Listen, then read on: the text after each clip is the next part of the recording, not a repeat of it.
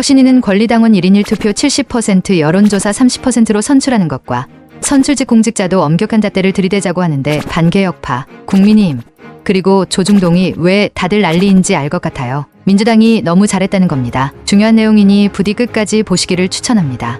그래서 첫 번째, 내가 만드는 더불어민주당 부분에서는요, 일단 더불어민주당의 당원분들이 당을 운영을 해 나가는 데 있어서 자신의 권리를 챙기고 효능감을 느낌으로써 이 당 안에 무사히 자리를 잡을 수 있도록 하는데 초점을 맞췄습니다. 첫 번째는 당대표하고 최고위원에 이제 선출해서 권리당원 투표 70%, 국민 여론조사 30%로 선출하는 안을 저희가 마련을 했고요. 그 다음에 두 번째가 대의원 당원 직선제를 마련을 했습니다.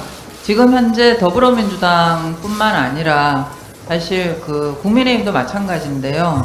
정당법상 대의기구를 두도록 하기 때문에 대의원은 있습니다. 그런데 이 대의원이 당원들에 의해서 직접 선출되는 곳이 없기 때문에 이 대의원 선출 제도를 준비를 했고요. 이제 공천 문제 역시 관심이 있으시니까 설명을 해드리겠습니다. 일단 혁신위가 공천 문제를 건드릴 수 있냐 없냐부터 저희가 등장을 했을 때 논쟁이 많았는데요. 저희 입장에서는 건드리지 않을 수가 없었습니다. 이게 1,700건이 되는 당원 국민 제안을 접수를 했을 때에도 굉장히 볼륨이 크게 공천 문제에 대해서 다루라라는 부분이 있었고, 그 다음에 지역이나 당원 간담회에서도 그 내용들이 많았기 때문에 그 부분을 살펴볼 수밖에 없었다라고 말씀드리고요. 첫 번째는 국회의원 평가 기준의 공직 윤리 항목을 신설할 것을 더불어민주당에 제안을 드리고요.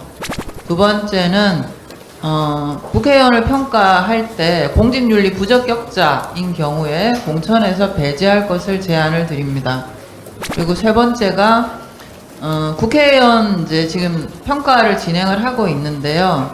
이 22대 총선에서 당내 경선을 할 때 국회의원 평가 결과 하위 30%까지 비례적 감산 방식을 적용을 할 것을 권고안으로 만들었습니다. 현재는 하위 0%에서 20%까지 감산 20%를 일괄 적용을 하고 있는데요.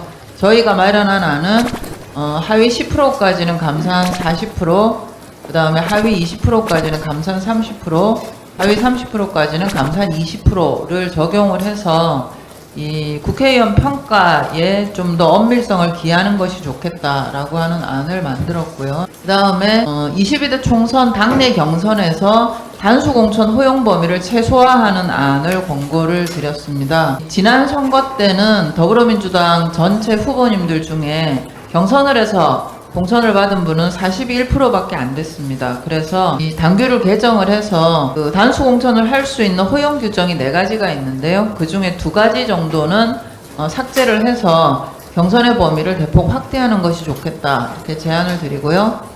그 다음에 더불어민주당 당내 경선에서는 이 공정 경쟁에 관련된 문제가 계속 이슈가 되어 왔습니다. 그게 어떤 부분이냐면은 현역 의원이나 아니면 원외 위원장님들 같은 경우만 당원 명부에 접근을 할 수 있기 때문에 도전하는 경쟁자들은 자기가 이제 소속돼 있는 당원이 누구인지를 모르는 상태에서 당내 경선을 해야 되는 문제가 있었습니다. 굉장히 불공정 경쟁이죠.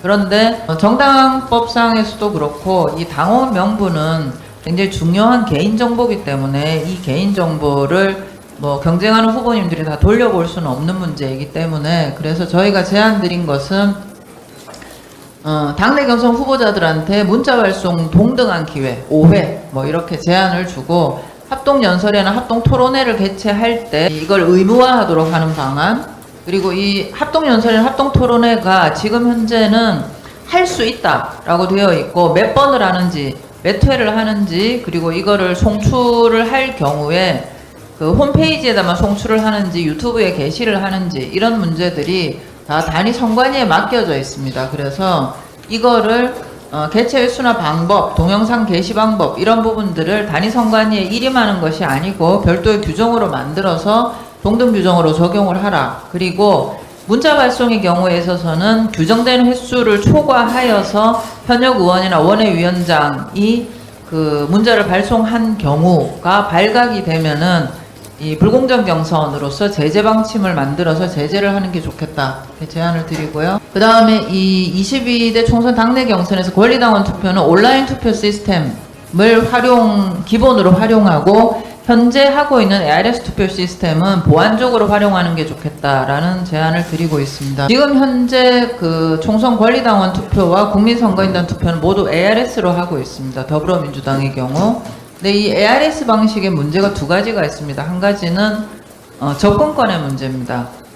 특히 지금 한 50대 이하 국민들만 하더라도 휴대전화를 자유자재로 쓰시는 반면에 바쁜 일상에서 전화를 받는 방법들이 주로 문자로 대체가 되거나 아니면 뭐 카카오톡이라든지 이런 이제 매체, SNS 매체로 대화를 하고 자기가 편한 시간대에 대화를 하게 됩니다. 그렇기 때문에 강제적 ARS 방식 시간에 맞춰가지고 전화를 받는 게 쉽지 않다. 이제 강제적 ARS 방식으로 통화가 안 되면 자발적 ARS 전화를 할 수는 있습니다. 할 수 있는데 그 부분도 사실 제한된 시간들이 있어서 차라리 뭐 3일이면 3일 이런 허용된 기간 내에 모바일 시스템하고 PC를 통해 가지고 온라인 투표 시스템, 특히 더불어민주당은 지금까지 당내 경선에서 온라인 투표 시스템을 잘 써왔습니다. 별 문제 없이.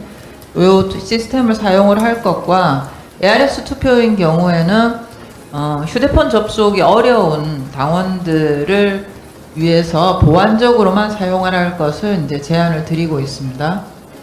예. 여기까지 일단 정리해서 가장 많이 그 관심이 있었던 부분이기 때문에 이 부분만 제안해서 말씀드리고요. 나머지 부분에 대한 것은 저희 혁신이 홈페이지에 이 풀 버전으로 제안서가 올라와 있기 때문에 참조 부탁드리겠습니다. 예, 마치겠습니다.